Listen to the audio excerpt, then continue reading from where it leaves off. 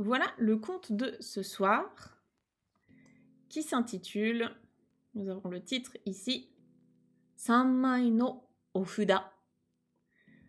Donc le titre, c'est pas exactement le nom du monstre qui est connu.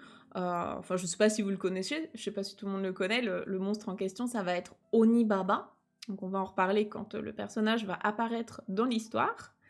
Le titre de notre histoire est un petit peu différent. Alors, qu'est-ce qu'on a dans ce titre? Effectivement, vous l'avez peut-être reconnu, nous avons ici un compteur. C'est le compteur Mai. Donc, pour rappel, en japonais, quand on compte des objets, ou bien même des êtres vivants, en fonction de la taille et de la forme de l'objet en question, ou de l'être vivant, on va pas le compter on va pas le placer dans la même catégorie. En fait, il y a des compteurs pour un peu tout et n'importe quoi. Ici, le compteur Mai, c'est le compteur des objets plats. Donc tout ce qui est objet plat, c'est typiquement une feuille de papier, un CD, un poster, une carte postale, etc. Tout ça, ce sont des objets plats. Ici, l'objet en question, c'est fuda, avec un O honorifique. Donc dans la vie de tous les jours, le mot fuda, il va servir pour désigner tout ce qui est des billets ou des tickets, des trucs un peu comme ça. Voilà, billets. Ça peut être carte aussi. Par exemple, si vous connaissez le jeu Hanafuda, un jeu de cartes japonais justement sur le thème des fleurs. Hanafuda, c'est le même fuda en question. Ici, le fuda de notre histoire, ça va être des amulettes en papier. Je pense que vous en avez déjà vu plein de fois dans des mangas ou dans des animés. Vous savez, c'est les amulettes sur lesquelles on écrit en général des sutras ou des choses comme ça pour protéger la personne, et ça va, en le collant quelque part, ça va repousser les ennemis ou ça va combattre des monstres, etc. Donc là, c'est ce fuda-là dont il est question dans notre histoire.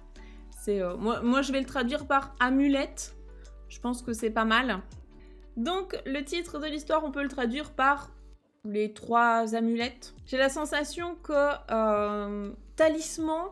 En fait, on s'est posé la question justement avec Aurélie tout à l'heure, savoir comment on traduisait en français le titre. Et pour moi, talisman, c'est plus genre un bijou.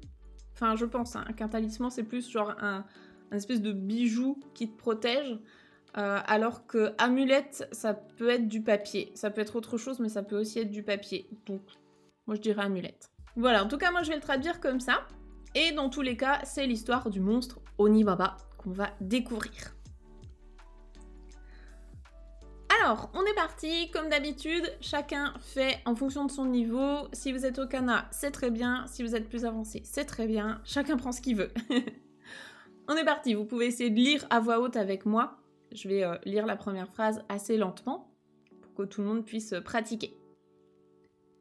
Mukashi, mukashi, yamadera ni, oshou-san to Kozou-san ga sunde imashita. Je la relis un petit peu plus vite. Mukashi mukashi, Yamadera ni Oshou-san to Kozou-san ga sunde imashita. Si vous êtes un habitué des contes, je pense que vous avez globalement compris de quoi on parle. C'est tout le temps les mêmes débuts d'histoire. Enfin, en tout cas, c'est quasiment tout le temps les mêmes débuts. Donc le mukashi mukashi, c'est il y a fort longtemps, autrefois, il y a longtemps. Autrefois, tout ça, comme on commencerait un conte en français, peut-être qu'il était une fois. Là, c'est plus il y a fort longtemps. Yamadera, on l'avait déjà vu, ce mot-là, normalement, dans Ushiwaka-maru. Je pense qu'on l'a déjà vu. Donc littéralement, Yama, la montagne, Tera, le temple bouddhiste, Yamadera, un temple dans la montagne. Ni, donc c'est la particule de lieu. Oshou-san, on en a parlé dans le précédent conte Hoichi sans oreille, je sais pas si vous en rappelez. Oshou-san, du coup, c'est le prêtre en chef, quoi. C'est le chef du temple bouddhiste en question. Oshou-san to Kozou-san. Alors là, le ko, en fait, si vous aviez le kanji, vous comprendriez. Ko, c'est petit. Kozo, c'est un petit... c'est un enfant, un petit moine, en fait. Un petit bonze. Voilà, le terme exact, ce serait un petit bonze, un petit moine. Donc, Kozo-san ga sunde imashita. ils habitaient là. Donc dans un temple de montagne, il y avait donc un prêtre en chef, quoi, et un petit bonze qui habitait dans ce temple. Essayez de lire avec moi cette phrase-là qui est assez courte. Aki no aru hi. Kozo-san ga iimashita. Aki, c'est l'automne. Aruhi, un beau jour, donc un beau jour d'automne. Kozo-san, le petit bonze, ga iimashita. Ça, je pense que vous commencez à avoir l'habitude de ce verbe, hein, c'est dire quelque chose. Donc, un beau jour d'automne, le petit bonze, il a dit... Et donc, qu'est-ce qu'il a dit? Eh bien, ces paroles, elles sont ici, entre ces deux crochets. Donc, il dit ça. Tout est en kana, il n'y a que le kanji ici de iku, donc je pense que vous pouvez essayer de lire en kana avec moi. Osho-sama, ora, kuri hiroi ni ikite. Donc il parle de manière un petit peu archaïque, vu que c'est une ancienne histoire. Et il parle aussi comme un enfant. Il y a les deux. Donc Osho-sama, lui, il l'appelle sama parce qu'il a du respect vis-à-vis de son grand maître prêtre. Donc grand, je sais pas comment il l'appellera en français, mais peut-être grand prêtre. Ora, ora, c'est une manière archaïque de dire je, moi, plutôt pour les hommes, pour les garçons. Donc ora, on reconnaît hein, que ça a dérivé derrière en ore. À l'heure actuelle, on dirait ore ou beaucoup. Donc ora, moi. Kuri hiroi. Kuri, ce sont les châtaignes. C'est le fruit, les châtaignes. Kuri hiroi, ça vient de hirou, ramasser. Donc kuri hiroi, en fait, c'est le ramassage des châtaignes hein, qui sont tombées. Je vous rappelle qu'on est en automne. Kuri hiroi ni ikite. Donc là, c'est ikitai. On dirait de nos jours ikitai. Je voudrais y aller. Ikite, c'est ouais, je veux y aller, je veux trop y aller. Je veux trop aller à la ramasse... Ouais, à la ramasse des châtaignes, quoi. Ramassage des châtaignes, c'est ça. Donc je veux trop aller ramasser des châtaignes. Donc le grand prêtre, qu'est-ce qu'il lui répond? On va essayer de faire une voix de grand prêtre, c'est pas facile. Urai... Non, il parle pas du tout comme ça, je pense pas. Je pense qu'il est vieux. Mais j'ai peur de faire une voix de mamie, c'est un peu dur. Je vais essayer. Urayama ni wa kowai onibaba ga deru toiu uwasa ja. Kuri hiroi nado yametoke. Donc Urayama. Ura, c'est tout ce qui est derrière, dans le sens, en fait, vous avez le recto et le verso de quelque chose, par exemple d'une pièce ou d'une feuille ou autre. Donc Ura, c'est le verso. Urayama, comme le temple, il est situé dans une montagne, et ben en fait, c'est la montagne qui est derrière le temple, hein, tout simplement. Donc dans la montagne de derrière, Kowai, effrayante, terrifiante, Onibaba. Onibaba, le nom donc de Onibaba, du monstre en question. Oni, c'est tout ce qui est démon. Et Baba, ça vient de... Est-ce que vous reconnaissez?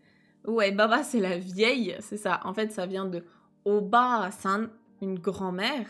Donc Oni Baba. Baba, en fait, c'est un terme un petit peu... pas très sympathique, quoi, pour désigner... comme on dirait en français, une vieille, quoi. Quand on dit t'as vu la vieille d'à côté, c'est pas gentil de dire ça comme ça. Donc là, c'est pareil. Baba, c'est pas très gentil. Et pour les hommes, ce sera Didi. Je pense que vous avez déjà entendu ça. Didi, c'est un vieillard, mais dans le sens pas très gentil. D'ailleurs, peut-être que vous avez déjà entendu des insultes comme Kso Baba ou bien Kso Didi. C'est la vieille, vraiment la vieille de merde. Hein. Kso, c'est la merde. Donc... Kso Baba, Kso Didi, c'est vraiment... quelle vieille... comment on dirait ça? Une vieille bique, mais c'est plus méchant que ça. Donc...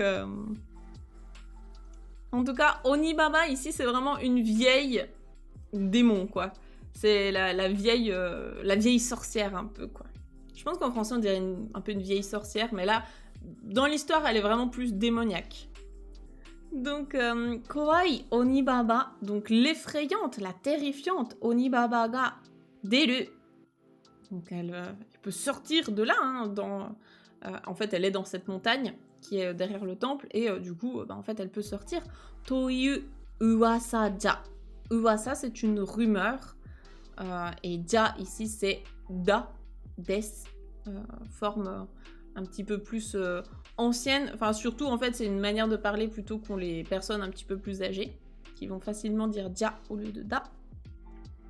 Donc en gros, dans la montagne derrière le temple, eh bien, il y a une rumeur comme quoi il y aurait l'effrayante Onibaba qui pourrait surgir.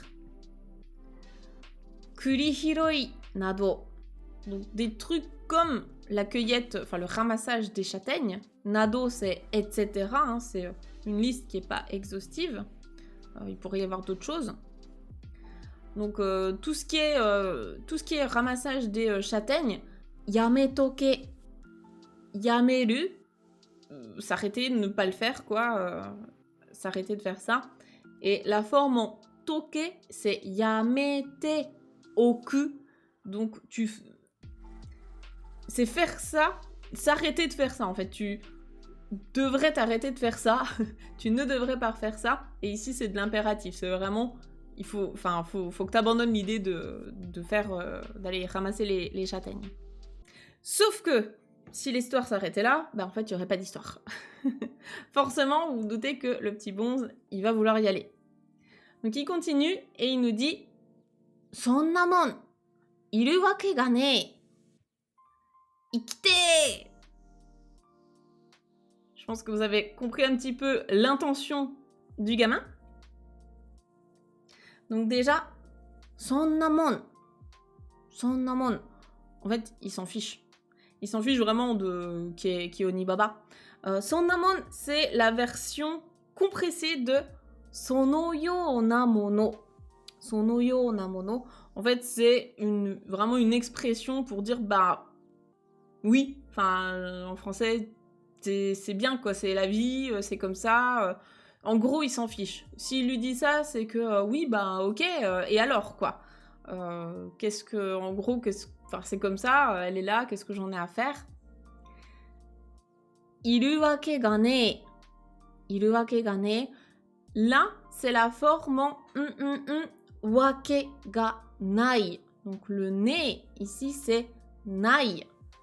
Mais à sa manière de parler qui est je m'en fiche, quoi. Donc la forme en wake ga nai, c'est une forme qu'on va retrouver, en tout cas en termes de grammaire, en général, elle est classée JLPT 2. Donc si vous êtes encore au 5 ou 4, c'est peut-être pas la peine de vous encombrer le cerveau avec. Si vous êtes à un niveau plus avancé, 3 ou 2, je pense que ça peut valoir le coup de la noter. Donc la forme en wake ga nai, c'est quand la personne qui parle pense que c'est pas vraiment concevable. En tout cas, elle est un peu, pas dans le déni, mais dans sa tête, c'est pas vraiment possible que ce soit comme ça. C'est pas concevable que ce soit comme ça. Donc là, qu'est-ce qui n'est pas concevable pour le petit bonze? C'est iru. Le fait que Onibaba, elle y soit. Donc en gros, non, mais c'est pas... Enfin, je m'en fous, quoi. En gros, j'y crois pas, je pense pas qu'elle soit là, c'est pas possible qu'il y ait Onibaba et tout. Donc, en gros, qu'est-ce que ça peut me faire, quoi? Ikite, je veux y aller. Ikitai, ikite, je veux absolument y aller. Et donc, forcément, c'est comme ça que commence l'aventure. Ouais, c'est un rebelle, quoi. En même temps, je sais pas quel âge il a. Je vous ai peut-être pas montré l'illustration en dessous. Donc, c'est lui, le petit bonze. Et puis, ça, c'est son grand maître. Je sais pas trop quel âge il a, hein, mais on peut imaginer qu'il a entre 7 et 10 ans, probablement. Peut-être 7 ans, 7-8 ans. Donc, il veut absolument y aller. On en est là. Qu'est-ce que répond le grand prêtre? Kikiwake no nai yatsu da. 行くんなら、この札をやろう。困った時に、頼み事をすれば、叶えてくれる。気をつけろよ。Donc, qu'est-ce qu'il nous dit le grand prêtre? Eh bien, kikiwake no nai yatsu da. Yatsu, quand on parle de quelqu'un de yatsu, kono yatsu, c'est celui-là, quoi, ce gars-là. Alors attention parce que yatsu, c'est pas forcément très poli, en particulier si les personnes sont là. Si, je sais pas, vous discutez avec un japonais et puis il y a votre ami ou votre mari, votre femme, votre enfant, enfin quelqu'un que vous connaissez qui vient et vous désignez cette personne par ah, konoyatsu, là ça va pas être très poli. Ça peut paraître vraiment condescendant vis-à-vis de cette personne-là, donc ça va pas trop se faire. Vis-à-vis d'un animal domestique, là ça passe encore. C'est un peu comme si vous disiez oh non mais franchement celui-là il m'enquiquine un peu, quoi. Moi, en tout cas, des fois, quand je parle de mes chats qui font des bêtises ou quoi, j'utilise yatsu. Mais sinon, ouais, c'est pas forcément très, très poli de parler de quelqu'un comme ça. Je me rappelle notamment une anecdote quand j'étais en tournée avec des Japonais, quand je m'occupais de musiciens japonais et que je les accompagnais en tournée, etc. En fait, il y avait deux chanteurs qui étaient en coupling. Ils avaient chacun leur carrière solo et du coup, ils se connaissaient pas en dehors de cette tournée. Donc moi, je m'occupais des deux. Et en fait, il y en a un qui parlait sur nous, le staff, en nous désignant par Yatsu. Et l'autre, avec qui on s'entendait très bien, l'autre chanteur, en fait, il est venu nous voir en disant « Franchement, j'aime pas sa manière qu'il a de parler de vous et tout, il a pas de respect pour le staff, il emploie Yatsu, quoi. » Et il trouvait que c'était vraiment pas très sympa. Donc voilà, si ça peut vous marquer un peu. En tout cas, moi, ça m'avait marqué, cette histoire de Yatsu, donc maintenant, je fais un peu attention à ce mot. Voilà. Donc bon, là, en tout cas, en fait, ici, ce qu'il nous dit... En fait, il parle pas forcément vraiment directement à lui, il se parle un peu peut-être à lui-même, dans le sens où il dit « Ah, c'est vraiment un gamin qui est pas obéissant. » Kikiwake, c'est l'obéissance, justement. Kikiwake no nai, donc qui n'a pas d'obéissance. Donc un gamin désobéissant, un gamin qui n'écoute pas, en fait. Hein. On reconnaît kiku ici, kikimasu. Donc c'est un gamin qui n'écoute pas, quoi. C'est un gosse qui n'écoute pas. Donc kikiwake no nai, c'est soit désobéissant, soit ça peut être aussi dans le sens il est pas raisonnable, il est déraisonnable. Ça marche aussi. Donc c'est un gamin qui n'écoute pas, enfin c'est un gosse qui n'écoute pas, quoi. Ikun nara, si tu y vas. Ici, on a le conditionnel en nara. En japonais, il y a différents types de conditionnels. Là, c'en est un. Donc, en gros, si tu vas vraiment y aller, eh bien, kono fuda. Donc, les fuda, on en a parlé. Ce sont, hop, ça, ces petites amulettes en papier sur lesquelles on écrit des choses protectrices. Eh bien, kono fuda o yaro. Ici, c'est le verbe yaru, yarimasu. Pas dans le sens faire, mais dans le sens offrir quelque chose à quelqu'un qui nous est inférieur. Donc là, comme c'est le grand chef, enfin le grand prêtre, qui offre au gamin, du coup, il est supérieur à lui hiérarchiquement, donc il lui offre ça. Donc il lui dit, voilà, en gros, si tu y vas, et ben du coup, je te donne ces amulettes protectrices. Komatta toki ni, quand tu seras dans l'embarras, donc ici c'est le verbe komaru, komarimasu, komatta au passé, donc en gros quand tu te retrouves dans un état de où t'es dans l'embarras, quoi, où t'es embêté. Tanomi goto, tanomu, tanomimasu, demander. Tanomi goto, donc un souhait, ta demande, hein, quelque chose que tu demandes. O sureba. Donc quand tu... Enfin si, c'est encore une fois du conditionnel en bas, si tu fais un vœu, hein, si tu demandes quelque chose, kanaete kureru, c'est le verbe kanaeru, exaucer, s'exaucer, un vœu qui s'exauce, et donc te kureru, c'est la forme pour être reconnaissant de ça. Donc en gros, ce qu'il lui dit, c'est si tu veux y aller, je te donne ces amulettes. Quand tu seras dans l'embarras, eh bien, si tu fais un vœu, il va s'exaucer grâce à ces amulettes. Kiotsukero yo, fais attention à toi. Ici, c'est de l'impératif fort. C'est vraiment un ordre. C'est fais attention à toi. Ok, donc là, on est arrivé au bout des paroles. Et on va donc lire la suite. Kozo-san wa moratta 3 mai no ofuda o motte urayama o nobotte ikimashita. Kozo-san, le petit bonze, wa moratta 3 mai no ofuda.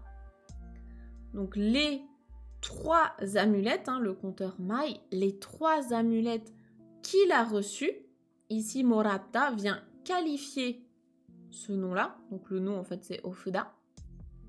Donc les 3 amulettes qu'il a reçues au motte, il les emmène, il les prend avec lui.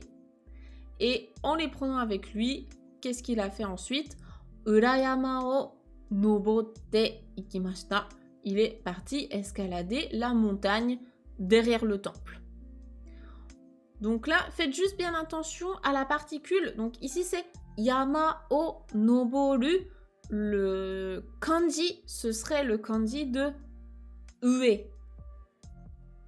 Quand il y a la particule o, c'est grimper, escalader quelque chose. Et si c'est yama ni noboru, ce serait le kanji de escalader. Donc celui qui a la clé comme un petit toit avec en dessous une espèce de haricot, enfin je me comprends. Ça, ce serait ni noboru. Donc ici, il est parti donc escalader la montagne tout en emmenant ses petits ofuda. Et il nous reste donc la dernière phrase qui est sur 3 colonnes. On est parti. Kozo-san ga muchū de kuri o hirotte iru uchi, ki ga tsuku to tsumetai kaze ga fuki, atari wa mou usuguraku natte imashita.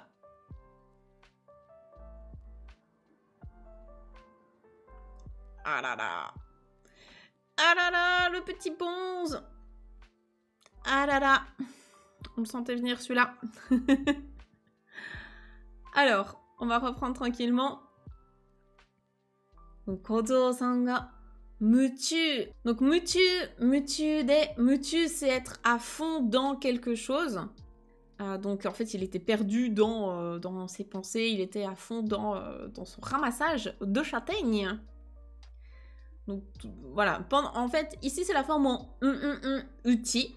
Donc là, c'est classé, je crois que c'est du N2, ça doit être classé dans le N2 aussi, peut-être N3, N2. Donc cette forme en uchi, c'est nani nani uchi, pendant que nani nani.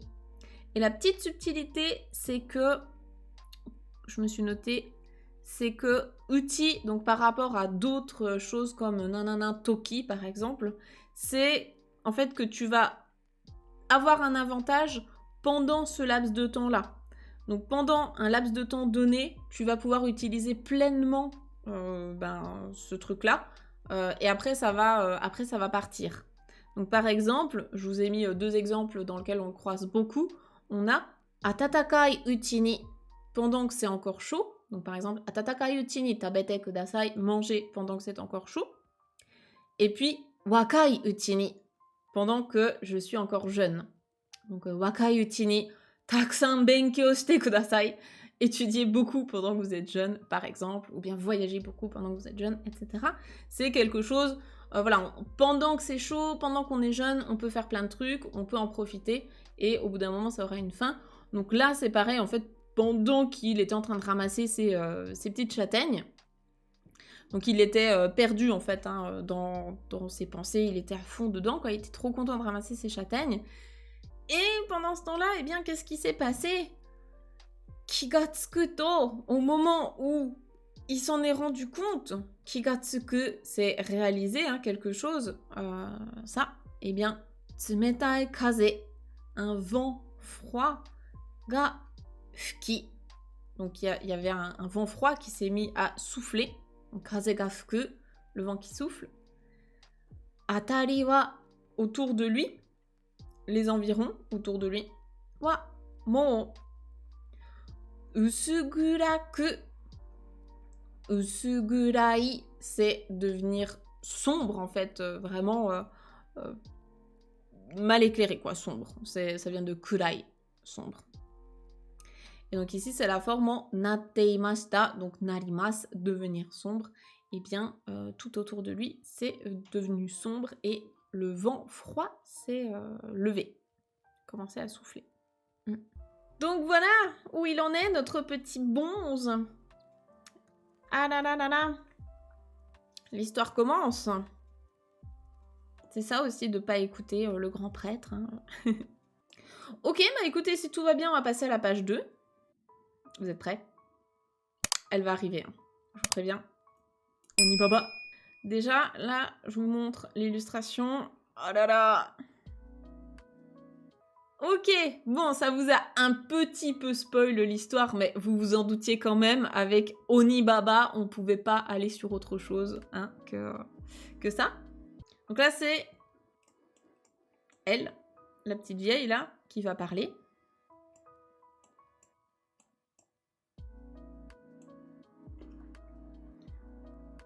Kuri nara, uchi ni mo takusan aru. Gochisou suru kara, uchi de hitoyasumi shirasare. Do deshita ka? Alors, qu'est-ce qu'elle dit, justement, cette petite mamie fort sympathique, au premier abord hein. Kuri nara. Ici, c'est le même nara que tout à l'heure. On est toujours sur du conditionnel, mais c'est un usage un tout petit peu différent. En fait, alors, je trouve que c'est assez parlant de le traduire par ah, ben si tu parles de châtaigne, ou bien si c'est des châtaignes que tu veux. C'est un peu ce si en français. Ah, bah si tu veux des châtaignes, si tu parles de châtaignes. En fait, ce nara, vous pouvez l'utiliser pour justement reprendre un élément et rebondir dessus. Donc je vous donne un exemple. Si on est en train de parler, bah tiens, comme c'est l'automne là dans l'histoire, si on parle d'aller voir les momiji et tout, de se dire waouh, j'aimerais trop aller voir les momiji au Japon, tout ça, je peux vous dire ah, momiji nara Kyoto ga ichiban kirei, par exemple, ichiban kirei na tokoro. Ah ben si on parle de momiji, si le sujet c'est momiji nara, si on est sur les momiji, ben par exemple oui, Kyoto c'est hyper beau ou ce genre de choses. En fait c'est vraiment quand vous reprenez un élément dont vous venez de parler et derrière vous allez par exemple donner un conseil ou donner une information dessus. Donc là, elle voit que le petit il était en train de ramasser ses châtaignes et elle arrive derrière lui en lui disant Kuri nara, si c'est des châtaignes que tu veux. Uchi ni mo, chez moi aussi. Takusan aru, il y en a plein. Gochisou suru kara. Gochisou, c'est un festin, un bon repas. Un festin, hein, vraiment. C'est le même gochisou que dans l'expression à la fin du repas. Gochisou sama deshita. C'était un festin, c'était délicieux. Donc, gochisou, c'est un festin, je trouve que ça se traduit bien par ça. Gochisou suru kara, comme on va faire un festin, on va bien manger, hein, on va faire un bon repas. Uchi de, donc chez moi. Hitoyasumi. Hitoyasumi, c'est une petite pause, un petit break. Shinasare. Shinasare, c'est la forme ancienne, archaïque de shinasai. En fait, c'est la forme en nasare. Enfin, oui, nasare, c'est nasai, forme un petit peu plus ancienne. De nos jours, on ne dirait plus ça, on dirait shinasai. Donc en gros, il lui dit, ben si c'est des châtaignes que tu veux, chez moi aussi, il y en a plein. Et comme je vais... on va faire un bon repas, quoi. Ben, viens te reposer un petit coup chez moi, à la maison. On est un peu sur du Hansel et Gretel, hein, avec... j'ai plein de bonbons et tout. Viens chez moi. On n'a jamais dit aux petits bons qu'il fallait pas suivre n'importe quelle personne qui te proposait de la bouffe, surtout une inconnue dans la forêt.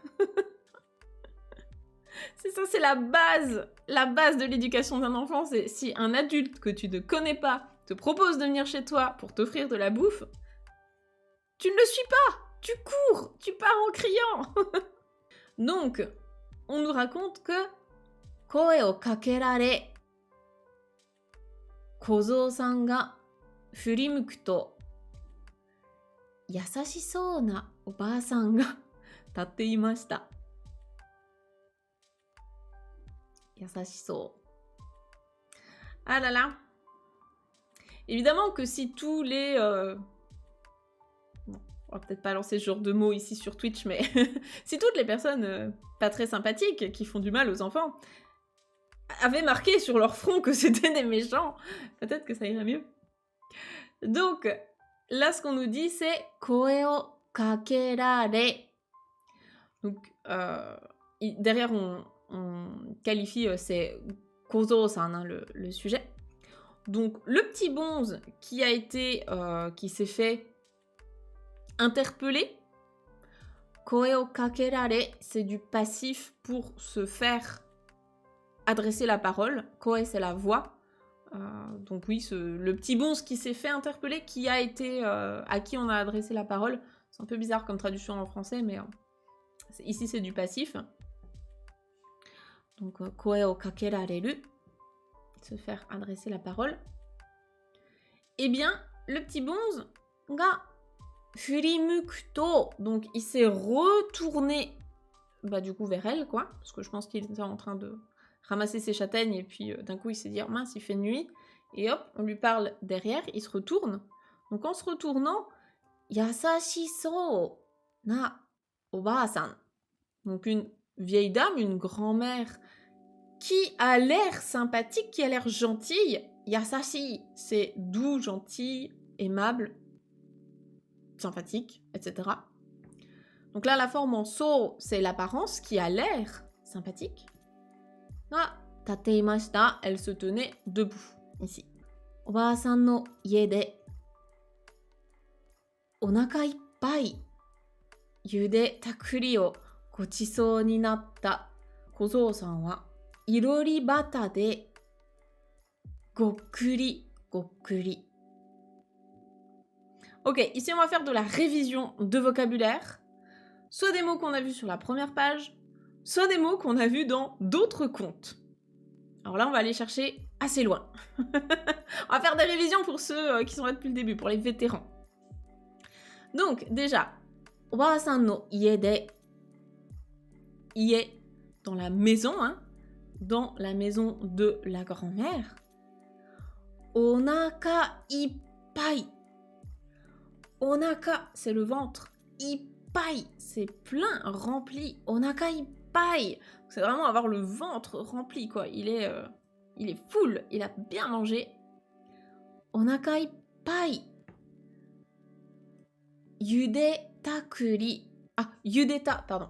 Yudeta kuri. Sans les kanji, c'est un peu compliqué de couper les mots. Yudeta kuri.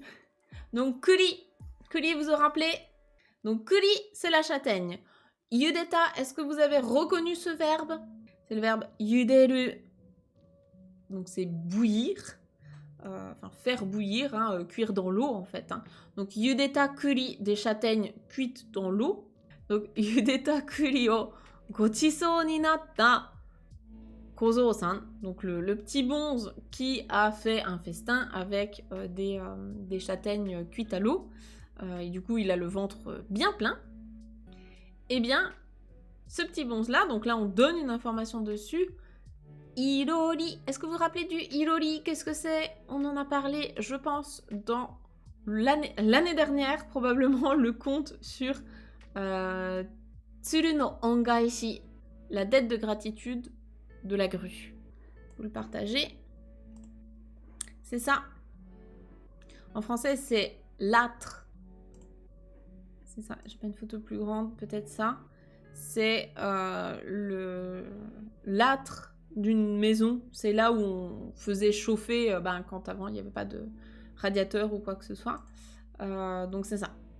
Dans les anciennes maisons japonaises, dans les récentes aussi, il peut y en avoir, mais c'est vraiment typique ancien. C'est là où on fait chauffer des choses. Irori, c'est l'âtre central d'une maison, et Irori Bata, c'est collé à l'âtre. Donc du coup, le petit bonze qui a bien mangé ses châtaignes, donc il est full avec ses châtaignes, et donc à côté, enfin collé à l'âtre, quoi, dans la zone à côté de l'âtre, eh bien, kokuri, kokuri. Kokuri, c'est le fait de somnoler, de comme ça s'assoupir, somnoler. Donc en fait, il s'endort à côté de l'âtre, donc bien au chaud. Il s'assoupit, il somnole, il s'endort. Yonaka ni natte, futome o samashita kozou-san wa, to no sukima kara, tonari no heya o nozoite odorokimashita. Alors que se passe-t-il? Yonaka ni natte, yonaka. Yonaka, c'est donc le beau milieu de la nuit. Le yo, si on avait les kanji, ça pouvait aider, ça aurait été bien. Le yo, c'est le yo de la nuit, yoru. Et naka, c'est donc le milieu. Donc yonaka, c'est en pleine nuit, au beau milieu de la nuit. Donc yonaka ni natte, c'est devenu le beau milieu de la nuit. Donc en gros, la nuit est tombée, et on se retrouve au milieu de la nuit. Futome, les deux yeux. O samashita. Mais o samasu, ça veut dire ouvrir les yeux dans le sens se réveiller. Enfin, en fait, il émerge, quoi, il ouvre les yeux. Donc, me o samashita kozou-san, donc le petit bonze qui s'est réveillé, qui a ouvert ses deux yeux, quoi. Wa to, c'est donc la porte à la japonaise. To no sukima kara. Sukima, c'est l'interstice, Voilà, je pense que les deux portes, ou alors la porte, elle n'est pas totalement collée contre le mur. En tout cas, il y a un petit trou, il y a un petit interstice. Donc, depuis ce petit interstice-là, tonari no heya, la pièce d'à côté, o nozoite, regardez, jetez un petit coup d'œil, odorokimashita. Celui-là, ce verbe-là, on le voit quasiment tout le temps. Est-ce que vous en rappelez ce que c'est? Odorokimasu, odoroku, être surpris, c'est ça, s'étonner. C'est ça, c'est ça. Et pourquoi est-ce qu'il est surpris? Eh bien, on va le découvrir. Nanto, oba-san no atama ni wa nihon no tsuno ga hae. Mimi made saketa ookina kuchi kara wa makkana shita ga nozoite ita no desu. Il est vraiment dans le pétrin. Je cherchais un mot poli. Il est vraiment dans le pétrin. Donc ici, le nanto. Là, en fait, c'est pour se mettre à la place du petit bonze, du petit personnage. Je vous rappelle que de base, ce livre-là, c'est un livre de contes destiné à ce que ce soit les parents japonais qui le lisent aux enfants japonais. Donc c'est aussi pour mettre un peu le ton. Dans la mouise, ouais, c'est ça. Nanto. En gros, qu'est-ce que c'est? Oba-san no atama. Atama, la tête. Oba-san no atama ni wa nihon no tsuno. Tsuno. C'est pas des oreilles de lapin que je fais, c'est des cornes. Tsuno, ce sont les cornes. Et Nihon, à ne pas confondre avec Nihon, le Japon. Nihon, deux, donc là ce sont des objets longs et cylindriques, ce sont des cornes. Et Nihon, le Japon, Nihon, deux objets longs.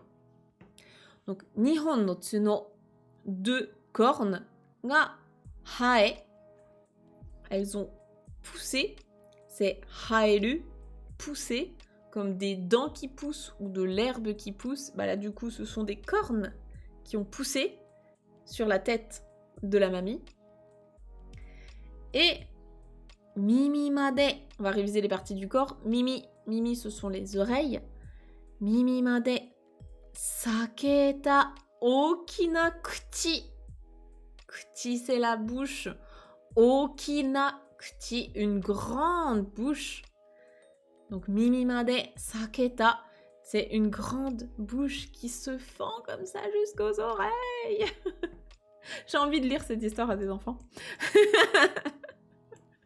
Donc je vous montre l'illustration pour bien comprendre la description du personnage, mais c'est vraiment ça. Donc sur sa tête, donc Nihon no tsuno, 2 cornes, et puis mimi made saketa okina kuchi, une grande bouche qui se fend jusqu'aux oreilles. C'est affreux, hein. Franchement, vous vous réveillez, vous voyez ça. Je pense qu'on se fait dessus, déjà, de base. Et ensuite, on pleure, probablement. Donc, okinakuchi, donc karawa, donc depuis cette énorme bouche qui se fend jusqu'aux oreilles, makanashita.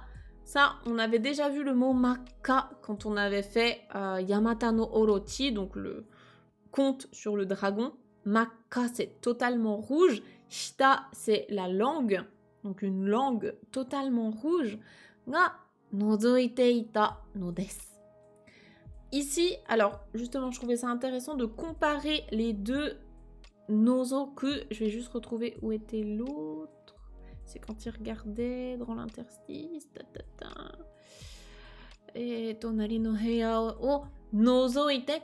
Ici, on avait la particule o, donc quelque chose o nozoku, c'est regarder quelque chose, jeter un coup d'œil à quelque chose. Ici, la particule, c'est ga, donc ce sujet-là, ga nozoku. Ici, c'est dans le sens se montrer, comme par exemple tsuki ga nozoku, la lune qui se montre dans le ciel, comme ça, il y avait plein de nuages et d'un coup, waouh, la lune, elle apparaît. Ça, c'est se montrer. Donc faites attention à la particule qui se trouve devant. Ici, en fait, c'est il y a une langue toute rouge qui se montre dans cette grande bouche fendue jusqu'aux oreilles. Ok, donc là, on vient de découvrir la tête de la mamie. Au secours. Et donc là, on a entre parenthèses...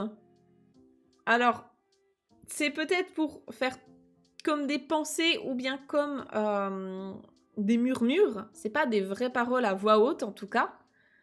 On a ici... Ua, avec un petit tu pour avoir le souffle coupé. Hein. Ua. Je pense qu'il n'y a pas besoin de traduire ça. Hein. Ua. Onibaba da. C'est Onibaba. Nigenakereba. Donc nigeru, nigemasu, s'enfuir. Nigenakereba, c'est la forme en nakereba narimasen. Je dois faire ça, je dois m'enfuir. Donc c'est une obligation, là c'est une obligation pour sa vie. Sinon il sait qu'il va y passer. Donc je dois m'enfuir. Kozo-san wa kowa wa iimashita.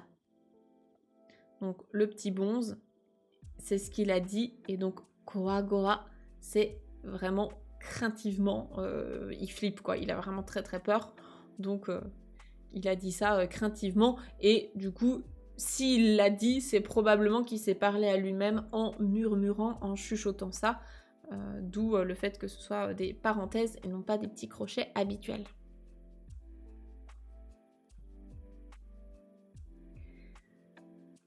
Et on a donc des paroles ici. Alors là, c'est le petit bonze, pour le coup, qui parle à voix haute. Il l'interpelle « Oba-san, dites...